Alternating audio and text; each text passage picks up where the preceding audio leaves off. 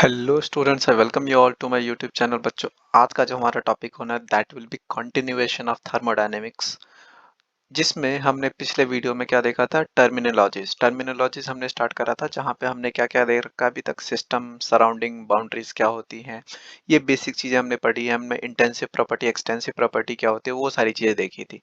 और हमारा जो पेंडिंग रह गया था वो क्या था, वो था हमारा स्टेट फंक्शन, स्टेट वेरिएबल क्या होता है, उसके अलावा थर्मोडायनेमिक प्रोसेसेस क्या होते हैं।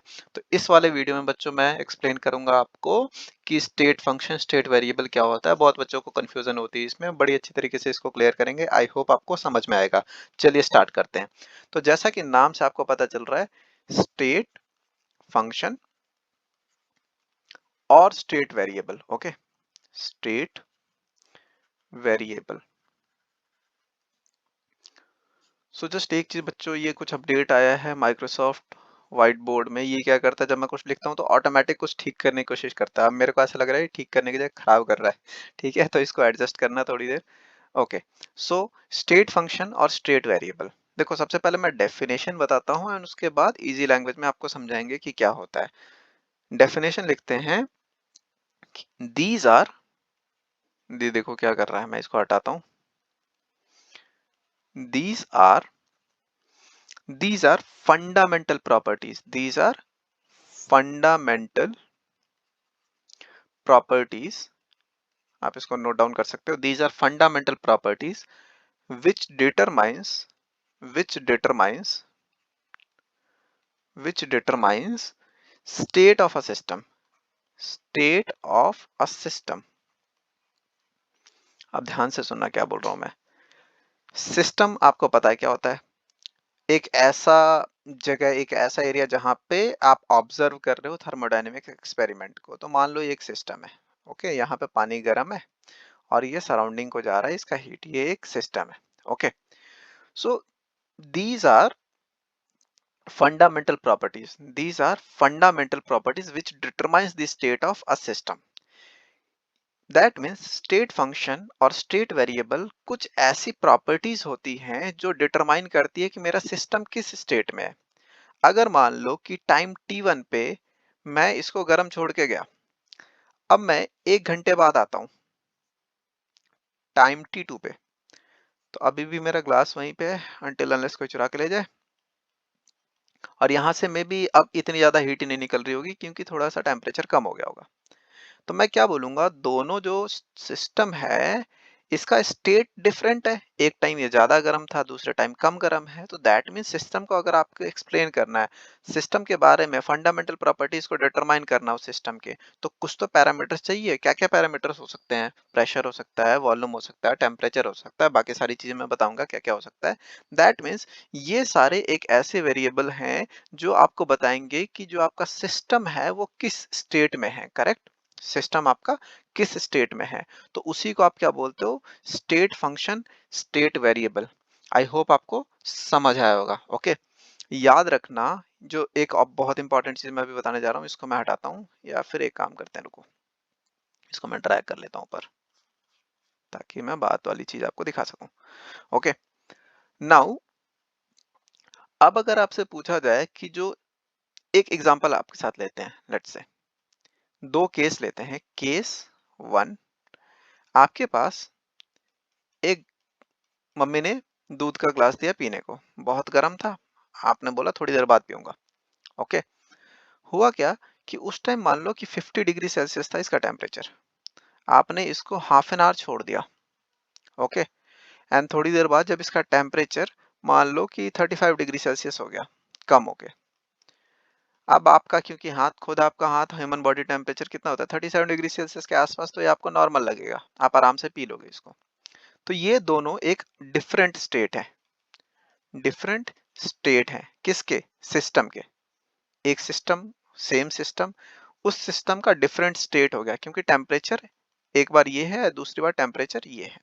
ओके, केस टू में मानता हूं कि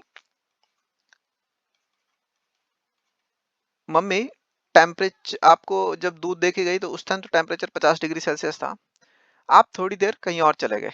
ओके, और आपके भाई ने सोचा इसको ना मुंह जलाता हूँ इसका, तो वो क्या करके गया, इस दूध को लेके चला गया फिर से और गर्म करने, और उसने इस दूध को गर्म कर दिया 70 डिग्री सेल्सियस तक, लेट्स अज्यूम। ओके, बट आप थोड़े लेट हो गए उस काम में जिस काम के लिए गए थे, और आप 1 घंटे बाद आए, तो उसके बाद आपने देखा कि ओवरऑल टेम्परेचर 35 डिग्री सेल्सियस ही है। अब एक बात बताओ, बीच में किसी ने इसको 70 कर दिया था या कुछ भी कर दिया था, आपको फर्क पड़ता है क्या? इस वाले स्टेट में और इस वाले स्टेट में आपके लिए तो दोनों स्टेट सेम है, हाँ या ना?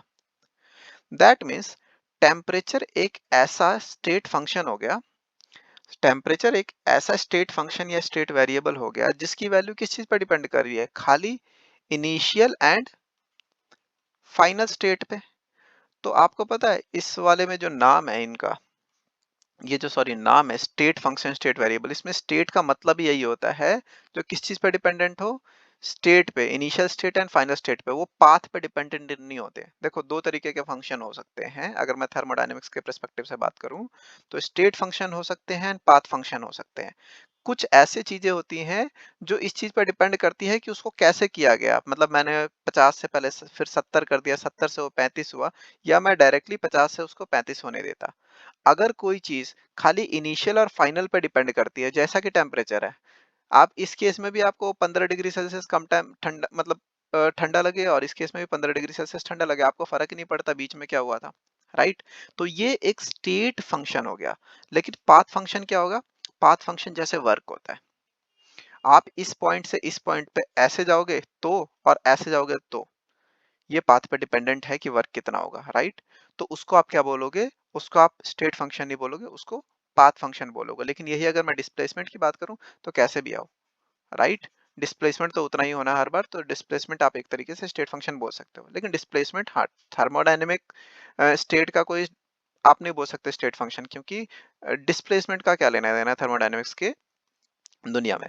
ओके, सो अब मैं आपको बताने वाला हूं कि कौन कौन से ऐसे चीजें हैं, जो कौन कौन से ऐसे वेरिएबल्स होंगे जो आपके स्टेट फंक्शन होते हैं एंड जो हेल्प करते हैं किसी भी थर्मोडायनेमिक सिस्टम के स्टेट को डिटरमाइन करने में। ओके, सो यहाँ पे ओके, तो सबसे पहला क्या हो सकता है? प्रेशर हो सकता है।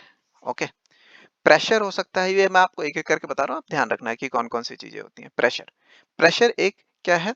स्टेट फंक्शन है, किसी चीज का इनिशियल प्रेशर और फाइनल प्रेशर।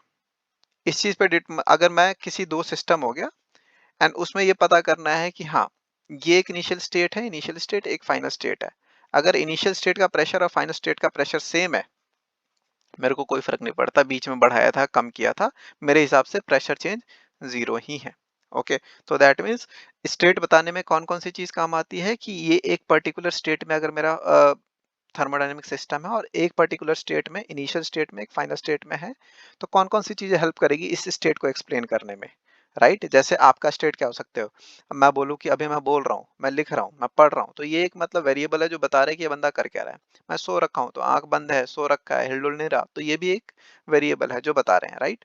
तो इसी तरीके से मेरे को एक सिस्टम के बारे में बताना है, तो कौन कौन से वेरिएबल की हेल्प से मैं बता सकता हूँ कि इस सिस्टम का करंट क्या स्टेटस है।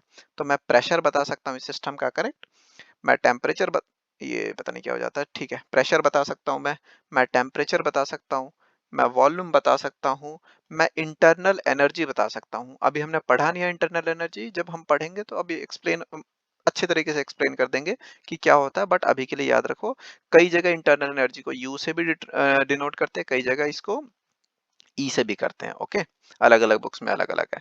देन एंथैल्पी, एंथैल्पी भी क्या होती है आपको अलग से एक्सप्लेन करेंगे। एंथैल्पी ई से रिप्रेजेंट, सॉरी एंथैल्पी को आप एच से रिप्रेजेंट करते हो। ओके, एंथैल्पी हो गया आपका। देन एंट्रोपी, एंट्रोपी भी क्या होती है? Randomness of the system. अभी समझ नहीं आएगा क्या होता है randomness of the system, but जब समझेंगे तो आपको अच्छे तरीके से क्लियर हो जाएगा। बट अभी जस्ट याद रखना कि कौन कौन सी चीजों की हेल्प से आप एक थर्मोडायनेमिक सिस्टम के स्टेट को एक्सप्लेन कर सकते हो।